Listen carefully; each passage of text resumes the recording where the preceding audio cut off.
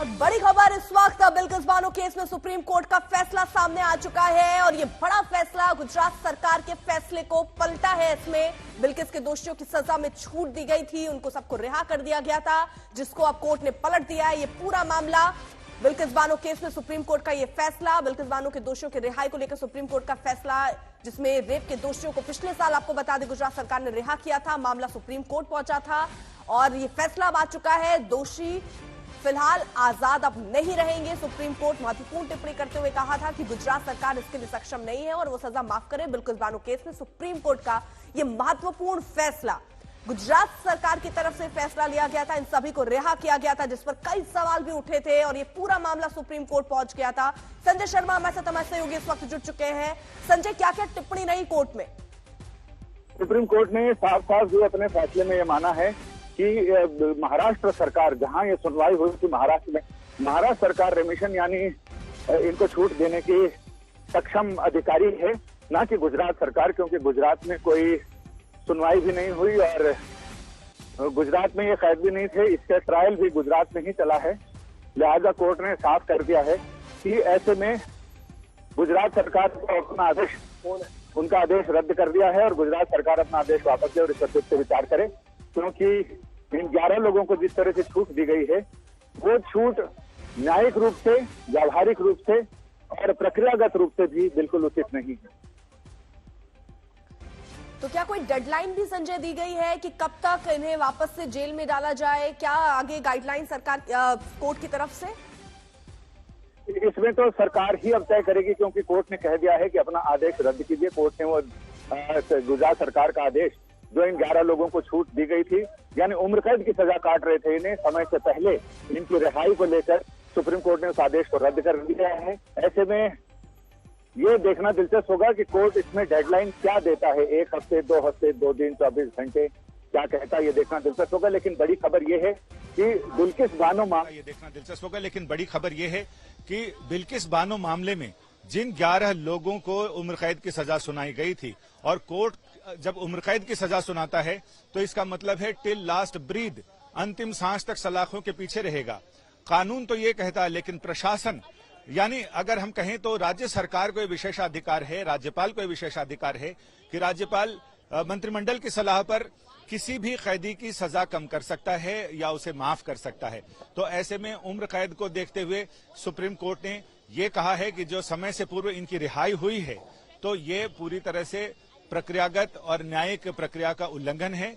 लिहाजा इसमें गुजरात सरकार बिल्कुल कॉम्पिटेंट अथॉरिटी नहीं है उनको सजा से छूट देने के लिए। उनसे सजा से छूट अगर देनी ही थी तो महाराष्ट्र सरकार दे सकती थी, जहां ये कैद थे और जहां सुप्रीम कोर्ट ने अपने आदेश से वो ट्रांसफर किया था। तो कुछ न कुछ वजह रही होगी, तभी सुप्रीम कोर्ट ने गुजरात से महाराष्ट्र इस मामले का ट्रायल ट्रांसफर किया था।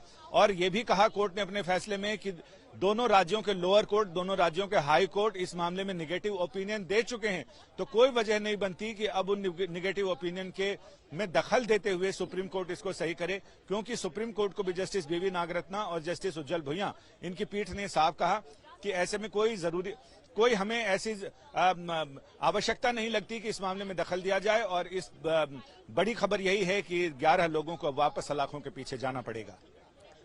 तो गुजरात सरकार ने दोषियों को पिछले साल ही आपको बता दें रिहा किया था, जिसके बाद ये बड़ा फैसला कोर्ट की तरफ से आया है। ये पूरा मामला सुप्रीम कोर्ट पहुंचा और सुप्रीम कोर्ट की तरफ से सीधे तौर पर कह दिया उम्र कैद का मतलब जब तक आप जिंदा हैं आपको सलाखों के पीछे रहना होगा और कोई हक गुजरात सरकार के पास ऐसा नहीं है। अतुल हमारे साथ हमारे सहयोगी इस वक्त जुड़ चुके हैं बिल्किस बानो के घर पे, वो मौजूद हैं। एक राहत जरूर है, क्योंकि सवाल उस वक्त भी पूछे गए थे जब इनको छोड़ दिया गया था, उसके बाद पूरा मामला कोर्ट पहुंचा और अब ये पूरा फैसला बदल गया, यानी फिर से ये आप जो दोषी हैं वो सलाखों के पीछे होंगे। बिल्कुल, सुप्रीम कोर्ट ने ये जो गुजरात सरकार द्वारा लिया गया फैसला था वो पलट दिया गया है। हमारे साथ देवगढ़ बारिया में, जहां पे पिछले 10 दिन पहले बिल्किस बानो और उनका परिवार रहता था, वहां के कुछ स्थानिक भी जुड़े हुए हैं, बिल्किस बानो के परिवार के लोग जुड़े हैं और इस केस में जो भी गवाह थे वो भी हमारे साथ मौजूद हैं, उन्हीं से बात करेंगे।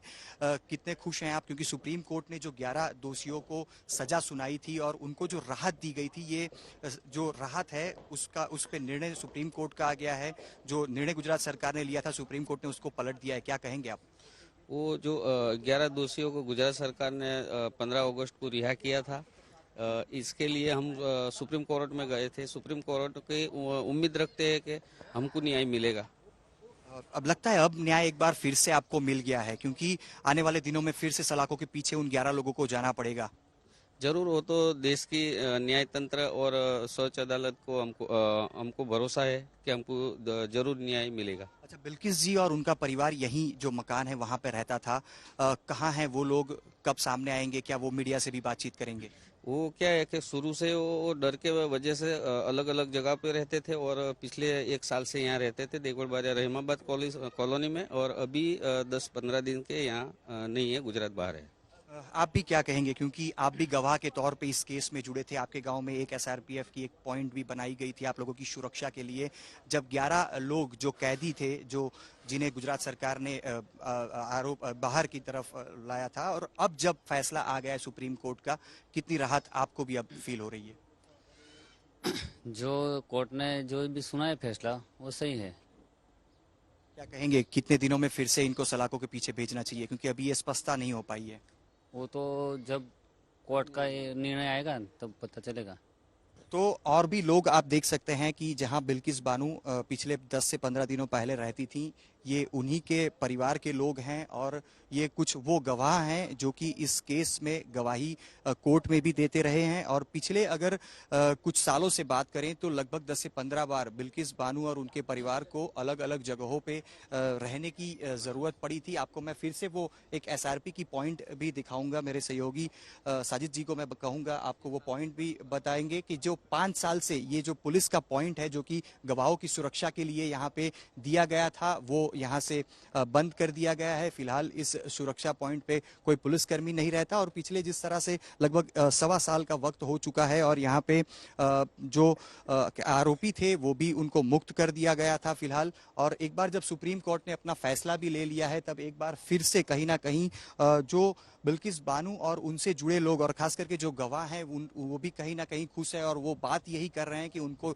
यकीन था कि सुप्रीम कोर्ट द्वारा जो निर्णय है वो भी लिया जाएगा। मैं आपको वो घर भी बताने की कोशिश करूंगा कि जहां पे बिल्किस बानू और उनके पति आज से 10 दिनों पहले रहते थे। फिलहाल ये घर बंद है, और जिस प्रकार से हमारी बातचीत भी हो रही है, उनके जो कजीन अंकल हैं, उनका कहना है कि आने वाले कुछ ही वक्त में वो लोग जहां हैं वहां से फैसला लेंगे कि मीडिया से कब उनको बातचीत करनी है। पर कहीं ना कहीं कहा जा सकता है कि पूरे देश की नजर इस मामले में थी, क्योंकि ये गैंगरेप का 2002 का मामला था, जिसमें 2004 के अंदर जो 11 आरोपी थे उनको पकड़ा गया था। 2008 में तमाम को उम्र कैद की सजा सुनाई गई थी, जिसे गुजरात सरकार ने लगभग 1.25 साल पहले सबको ठीक है, लौटेंगे आपके पास। इस बीच बड़ी खबर आज की यही कि बिल्किस बानो मामले में जो 11 दोषी थे उनकी सजा को बरकरार रखा है सुप्रीम कोर्ट ने, यानी कि लोअर कोर्ट ने जो सजा माफी दी थी, सजा कम कर दी थी, उसे रद्द, उसे खारिज कर दिया गया है। बिल्किस बानो मामले में सुप्रीम कोर्ट का ये बड़ा फैसला। 1 और 1 11 की शुरुआत इसी के साथ करेंगे। आपके साथ हूं मैं नेहा बाथम। नमस्कार, आपके साथ मैं हूं अर्पिता आर्या। बिल्किस के दोषियों की सजा में मिली छूट जो है वो रद्द कर दी गई है। गुजरात सरकार ने दरअसल ये फैसला लिया था, जिसमें उन्होंने इन 11 लोगों को छूट दे दी थी। कोर्ट में ये पूरा मामला लगातार 11 दिन सुनवाई चली। 12 तारीख को ही फैसला सुरक्षित रख लिया गया था। उसके बाद ये फैसला आया। गुजरात सरकार ने दोषियों को पिछले साल ही रिहा किया था। बाकायदा ये फोटो वीडियो भी जो सामने आए थे, जिसमें माला पहना रहे थे, लड्डू खिला रहे थे, इनके बाद भी सवाल उठे थे। पूरा मामला सुप्रीम कोर्ट पहुंचा। सुप्रीम कोर्ट में पहुंचने के बाद सरकार को एक तरीके से कहे तो बड़ा झटका लगा है। और संजय, ये सवाल कोर्ट ने भी पूछा कि आप ये तो बताइए कि किस ग्राउंड पर गुजरात सरकार ये आदेश देती है कि इन्हें रिहा कर दिया जाए। इन पर क्या दलील सरकार की तरफ से कोर्ट में दिए गए?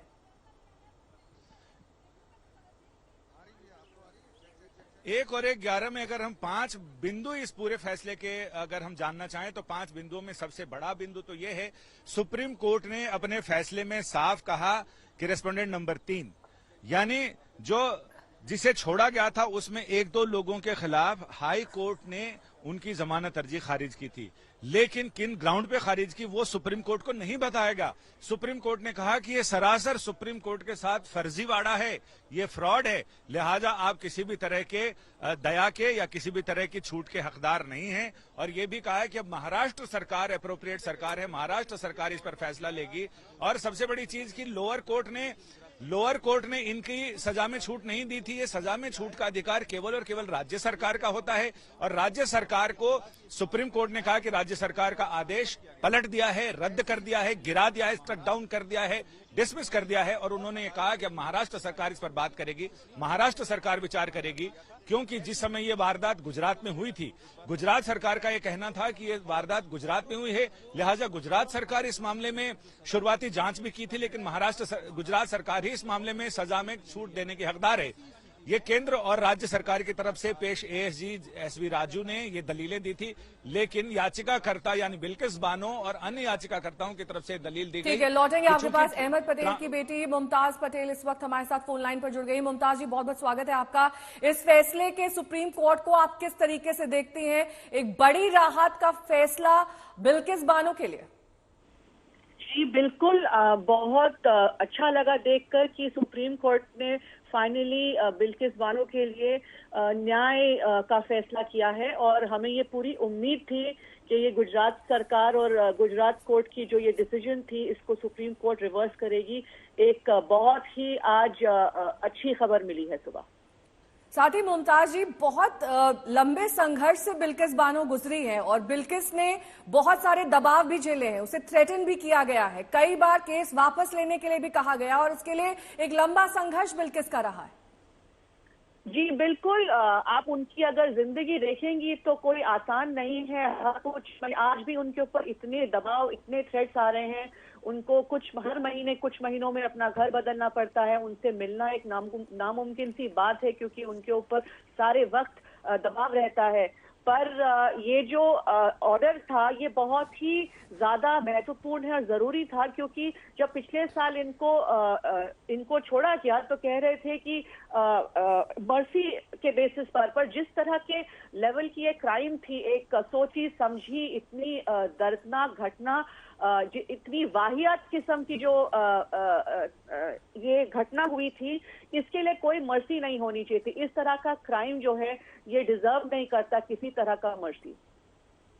मुमताज जी, बाकायदा कोर्ट में देखिए ये भी पूछा गया था कि किस आधार पर, किस ग्राउंड पर, क्योंकि ये अधिकार गुजरात सरकार के पास आखिरकार कैसे है कि ये इतना बड़ा फैसला लिया जाए। क्योंकि जब ये पूरा मामला, जब डर लग रहा था, उसके बाद शिफ्ट भी कर दिया गया था, तो जब ये गुजरात में था ही नहीं, ये तमाम सवाल भी कोर्ट ने पूछे सीधे तौर पर सरकार से।